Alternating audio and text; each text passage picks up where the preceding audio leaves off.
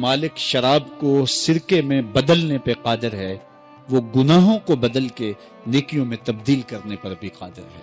تو کہا کہ جب تم سچے دل سے توبہ کرو گے تو میں یہ نہیں دیکھوں گا کہ تمہارے دامن پہ گناہ کتنے ہیں، تمہارے دامن پہ دھبے کتنے ہیں، میں یہ دیکھوں گا کہ تم میری دہلیز پہ آ گئے ہو، پھر تمہارے سارے گناہ مٹا کے نیکیوں میں تبدیل کر دوں گا۔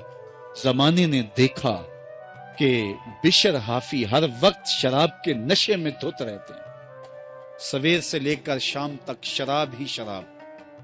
ایک دن شراب کے نشے میں جا رہے تھے، راستے میں گلی میں کاغذ کا ایک ٹکڑا دیکھا، اس کے اوپر اللہ کا مبارک اسم لکھا ہوا تھا۔ قسمت اچھی تھی، جھک کے اٹھایا، چوما، آنکھوں سے لگایا، اس کو دھویا، خوشبو لگائی، اونچی جگہ پہ رکھ دیا۔ ہوں تو شرابی لیکن مالک تیرے نام کی تعظیم کرتا ہوں۔ اللہ اکبر۔ حضرت بشر حافی اپنے شراب خانے میں گئے اور پھر اسی حالت میں نشے میں دھت تھے کہ دروازے پہ دستک ہوئی۔ ساقی نے پوچھا کون؟ تو کہا میں فلاں شخص ہوں۔ باہر نکل کے دیکھا تو وقت کا ولی کھڑا تھا۔ کہا آپ شراب خانے کے دروازے پہ؟ کہا ہاں، بشر حافی کو ملنے آیا ہوں۔ کہا وہ تو نشے میں دھت کہیں پڑا ہوگا، مدہوش پڑا ہوگا۔ کہا اسے میں نے ملنا ہے۔ تو جا کے ساقی جلدی جلدی اسے اٹھاتا ہے۔ کہا باہر فلاں اللہ کا بندہ تیرے لیے کھڑا ہے۔ حیرت زدہ ہو گیا، میں گناہگار، پاپی، مجرم، میلا اتھرو، اور میرے لیے اللہ کا ولی منتظر کھڑا ہے؟ تو جوتے بھی نہیں پہنے، اسی حالت کے اندر ننگے پاؤں، پا برہنہ اپنے کے دروازے پر آئے۔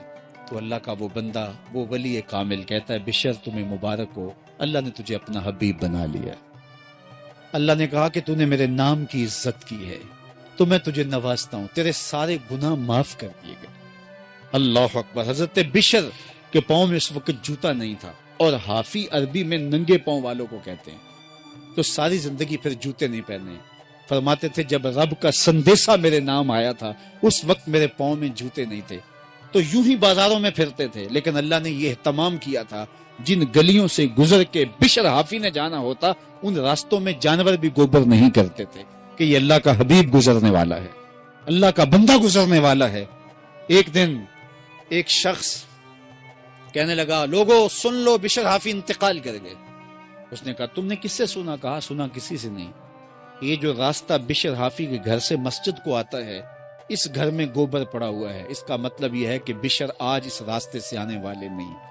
جب دیکھا تو واقع حضرت بشر انتقال کر گئے تھے۔ اللہ کے نام کی تعظیم کی، اس کی رحمتیں بہانہ تلاش کر